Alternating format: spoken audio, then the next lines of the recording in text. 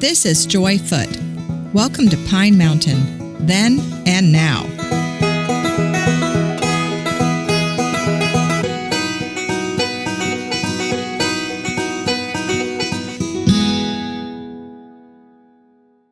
I've had so much fun this month sharing the shenanigans of Bo Hasty and the tall tale of the immortal Chipley, written by Larry Crane. And to close out April Fool's Month with a smile, I've got not one, but two delightful nuggets of local history to share. The first one features none other than Franklin Delano Roosevelt and one of our town's most beloved characters, Henry Kimbrough, known to everyone simply as Uncle Henry.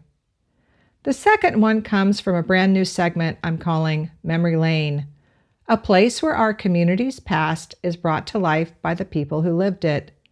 I'll be sharing audio recordings of local residents as they recount personal memories and forgotten stories in their own voice. Today's Memory Lane comes from Pope Davis, who shares a fascinating tale about a gold mine right here in Chipley. But first, let's go back to 1932, where a friendship and a well-timed mule sell set the stage for a bit of presidential humor. Long before he entered the White House, FDR was a familiar face in Warm Springs, where he regularly visited for polio treatments. Over time, he developed a warm friendship with Uncle Henry, whose family owned Kimbrough Brothers General Store for over 112 years. So imagine yourself standing at the corner of Cotton Alley and a dusty, unpaved Main Street in 1932, right outside Kimbrough Brothers Store. That's where this story unfolds.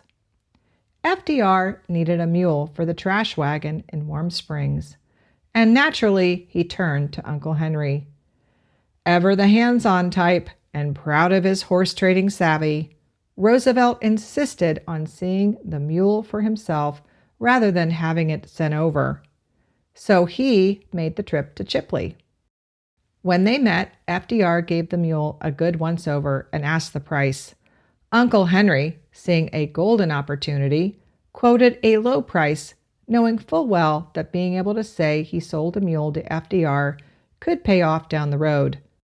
Roosevelt, grinning at the deal, agreed immediately. Later, after he took office, FDR was known to brag, "I made $40 off Henry Kimbrough down in Chipley, Georgia."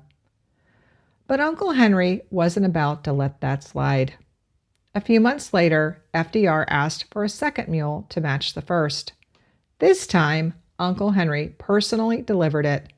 When asked the price, he smiled and said, "It's a little high, but I'm getting back that $40 I lost on the first trade." FDR burst out laughing, and without a second thought, he wrote the check. But in the end, it was Uncle Henry who had the last laugh, and a great story to tell for years to come.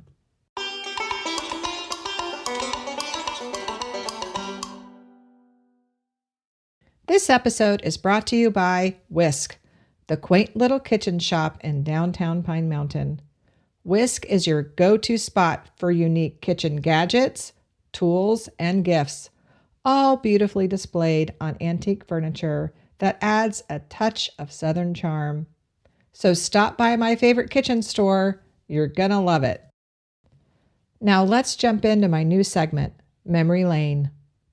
I recently had the real treat of catching up with Pine Mountain native Pope Davis, who's about to turn 101 years old. During our chat, he dug up a fascinating piece of history, that Pine Mountain once had a gold mine. I'm James Pope Davis, Jr. I'll be 101 years old in 1 month from today. I have another question for you. It's about a rumor I heard. And it was near the Liberty Bell Pool. Was there ever a gold mine out there? Yeah.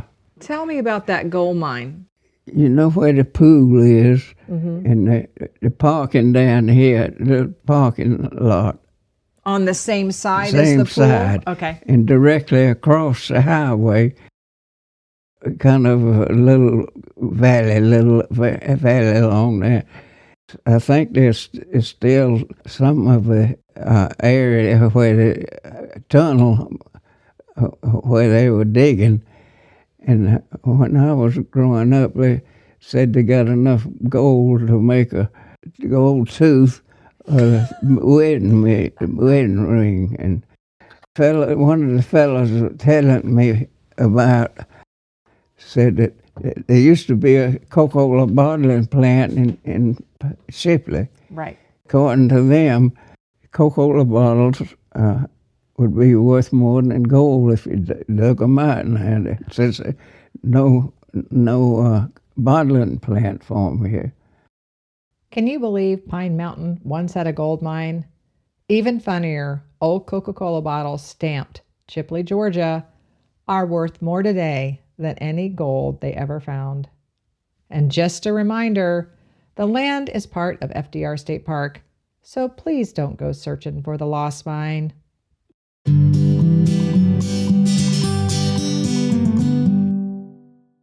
Think you know Pine Mountain?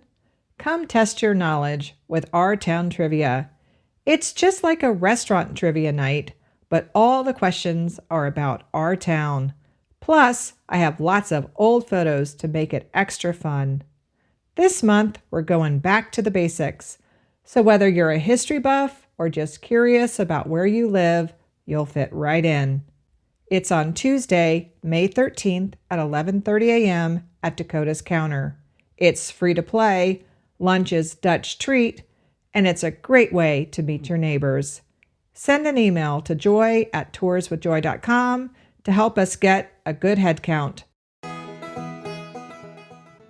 A big thank you and a very happy birthday to Pope Davis for sharing his wonderful memories and the surprising story about the gold mine. Fact-checking for this episode was provided by the Chipley Historical Center. The beautiful art and music was created by Silly Bug Studios. My next episode is on Tuesday, May 13th. Hope to see you around town.